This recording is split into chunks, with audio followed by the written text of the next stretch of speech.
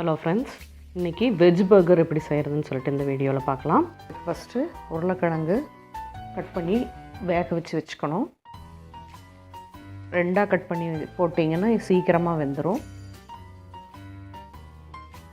இதை ஃபஸ்ட்டு நம்ம ரெடி பண்ணி வச்சுட்டு அதுக்கப்புறமா மற்ற இன்க்ரீடியன்ஸ் எல்லாம் ரெடி பண்ணலாம். ஏன்னா இது கொஞ்சம் நேரம் ஆறணும்.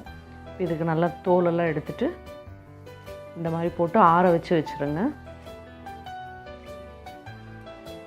அப்போ தான் உங்களுக்கு மசிக்கிறதுக்கு வசதியாக இருக்கும். இல்லைன்னா ரொம்ப சூடாக இருந்ததுனாலும் உங்களுக்கு ஒரு மாதிரி இருக்கும், ஸ்பீடாக நம்ம செய்ய முடியாது. அதனால் ஃபஸ்ட்டு அதை எடுத்து வேக வச்சிடணும்.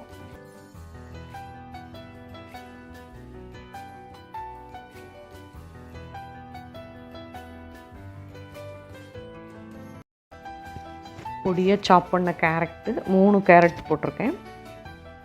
அதே மாதிரி பொடியாக கட் பண்ண பீன்ஸ், பெரிய வெங்காயம் 4 வெங்காயம் பொடியாக கட் பண்ணது, அவுல் இதுக்கு 2 ஸ்பூன் எடுத்திருக்கேன். நல்ல பொடியாக கட் பண்ண பூண்டு, உப்பு, பச்சை மிளகாய் பொடி, ஜீரகத்தூள் 1 ஸ்பூன், கரம் மசாலா 1 ஸ்பூன், மஞ்சள் தூள் 1 spoon, try mango powder 1/2 spoon, mayonnaise எடுத்திருக்கேன். இப்போ இது தேவை அப்படின்னா நீங்கள் சீஸ் எடுத்துக்கலாம், இல்லைன்னா கீ போட்டால் போதும். ஆயில் தேவையான அளவு, நம்ம ஆல்ரெடி ப்ரிப்பேர் பண்ணி வச்சுருந்த potato, red chilli powder 1 spoon,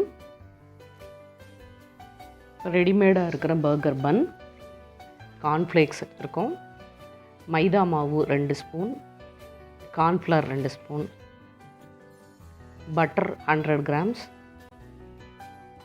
இப்போ அவுல நம்ம தண்ணி ஊற்றி கொஞ்சம் நேரம் ஊற வச்சுக்கலாம். ஜஸ்ட்டு நீங்கள் செய்யறதுக்கு 2 நிமிஷம் 3 நிமிஷத்துக்கு முன்னாடி ஊற வைங்க போதும். இப்போ மசாலா ரெடி பண்ணிக்கலாம்.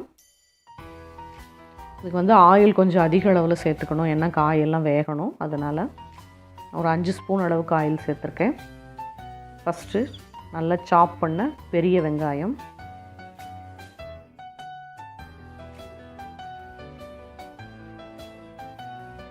பொடியாக சாப் பண்ண பூண்டு சேர்த்துருக்கேன். ஒரு 10 பல்லு பூண்டை நல்ல பொடியாக சாப் பண்ணிக்கோங்க. இதுக்கு இஞ்சி வேண்டாம்.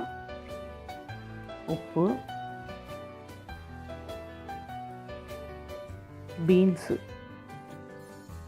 கேரட், இதை ரெண்டையுமே நம்ம ஆஃப் குக் பண்ணி எடுத்து வச்சுக்கணும். ஏன்னா உங்களுக்கு ஈஸியாக மசிக்கிறதுக்கு வசதியாக இருக்கும். பச்சை மிளகாய் பொடியாக கட் பண்ணது, காரத்துக்கு தகுந்தவாறு போட்டுக்கோங்க. இப்போ உருளைக்கிழங்கை நல்லா மசித்து எடுத்துக்கலாம். நீங்கள் இந்த வெஜிடபிள்ஸ் எல்லாம் எவ்வளோ தூரம் நல்லா வதக்கிடுறீங்களோ உங்களுக்கு அந்தளவுக்கு ஸ்டஃபிங்க்கு ரொம்ப வசதியாக இருக்கும். இல்லைன்னா உங்களுக்கு அந்த ஸ்டஃபிங் உள்ளே நிற்காமல் இல்லை வெளியில் உதிருவோம். அதனால் நல்லாவே காயும் சரி, நீங்கள் உருளைக்கிழங்கையும் நல்லா மசிச்சுருங்க. நம்ம அது வெஜிடபிள்ஸ் ஆல்ரெடி ஹாஃப் குக் பண்ணினதுனால உங்களுக்கு ஈஸியாக வெந்துடும். இது கூட உருளைக்கிழங்கு, மஞ்சள் தூள், ஜீரகத்தூள், garam masala, dry mango powder, red chilli powder, Kashmiri powder எடுத்துக்கோங்க. இது காரம் கம்மியாக இருக்கும். இப்போது நம்ம ஊற வச்சுருந்த அவுல நல்லா மசிச்சுக்கணும். இது உங்களுக்கு நல்லா அந்த கிறிஸ்பினஸ் கொடுக்கும். அதுக்காக நான் இது போட்டிருக்கேன். இந்த மாதிரி ரெடி பண்ணி ஆற வச்சுக்கோங்க. சின்ன ஸ்பூனில் இல்லைன்னா இந்த அளவு மெஷர்மெண்ட் ஸ்பூனில் 1 ஸ்பூன் அளவுக்கு மைதா எடுத்திருக்கோம். சின்ன ஸ்பூன்னா 2 ஸ்பூன் சரியாக இருக்கும். பாதி அளவுக்கு கார்ன்ஃப்ளவர் எடுத்திருக்கோம். இது கூட தண்ணி சேர்த்து பைண்டிங்காக பேட்டர் ரெடி பண்ணி வச்சுப்போம். இது கட்டி இல்லாமல் இருக்கணும், அப்போ தான் உங்களுக்கு பைண்டிங் நல்லாயிருக்கும். இந்த கன்சிஸ்டன்சியில் நீங்கள் கலந்து வச்சுக்கோங்க. கொஞ்சம் அதிகமான அளவே சேர்த்து வச்சுக்கோங்க, ஏன்னா திடீர்னு இடையில பத்தாமல் போயிடும். இப்போது இந்த வெஜிடபிள்ஸ் எல்லாம் சேர்ந்து மிக்ஸ் பண்ணி வச்சுருக்கிற இந்த ஸ்டஃபிங்கை ரெடி பண்ணிட்டோம். இப்போது இந்த மாதிரி தட்டையாக தட்டி எடுத்துகிட்டு இப்போ இந்த பேட்டரில் அலுங்காமல் உடையாமல் நினச்சி எடுத்துக்கலாம். அலுங்காமல் இதை திருப்பி போடுங்க. இப்போ கார்ன்ஃப்ளேக்ஸில் வச்சு நீங்கள் அதை மேலே எடுத்து தான் தூவணும், திருப்பி போடக்கூடாது. இந்த மாதிரி 1 by 1 நம்ம வேணுங்கிற அளவுக்கு ஸ்டஃபிங்கை ரெடி பண்ணி வச்சுக்கலாம்.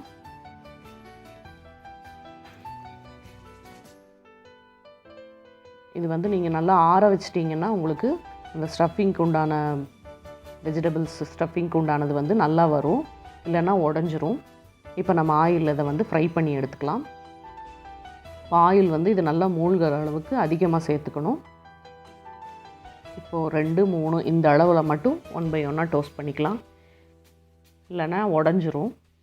இப்போ போட்ட உடனே நம்ம திருப்பி போடக்கூடாது. கொஞ்சம் ஒரு கீழ்ப்பகுதி நல்லா ஃப்ரை ஆனதுக்கப்புறம் இதை நம்ம திருப்பி போட்டுக்கலாம். இது எல்லாமே வெஜிடபிள்ஸு, உருளைக்கிழங்கு எல்லாமே வெந்திருக்கிறதுனால இது ஈஸியாக ஃப்ரை ஆயிரும். இப்போ நம்ம அதில் அவல் சேர்த்ததுனாலையும் கார்ன்ஃப்ளேக்ஸ் சேர்த்ததுனாலையும் உங்களுக்கு நல்ல கிறிஸ்பியாக வரும். இந்த மாதிரி ஸ்டஃபிங் நம்ம ரெடி பண்ணிட்டோம். இது கூட இந்த பர்கர் பன்னு வந்து இது பெரிய பன்னு தான் எனக்கு கிடச்சிது. இப்போ அதனால் அதில் வந்து நீங்கள் மயோனைஸ் வச்சுக்கலாம், இல்லைன்னா இதில் நீங்கள் பட்டர் கூட அப்ளை பண்ணிக்கலாம். இந்த மாதிரி அதை நல்லா ஸ்ப்ரெட் பண்ணிவிட்டு நம்ம ஃப்ரை பண்ணி வச்சுருக்கிற ஸ்டஃபிங்கை வைக்கலாம். இல்லை நான் வந்து ஒரே ஒரு லீஃப் வந்து கேபேஜ் வச்சுருக்கேன், இது ஆப்ஷனல் தான்.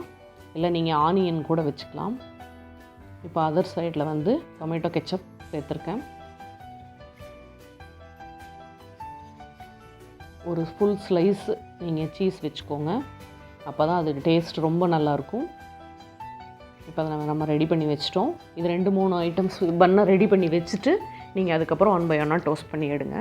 இப்போ கல்லில் லேசாக பட்டர் அப்ளை பண்ணிவிட்டு அது மேலே இதை வச்சு லேசாக ப்ரெஸ் பண்ணுங்கள். இப்போ மேலேயும் லைட்டாக நீங்கள் வேணும்னா பட்டர் தடவிக்கலாம்.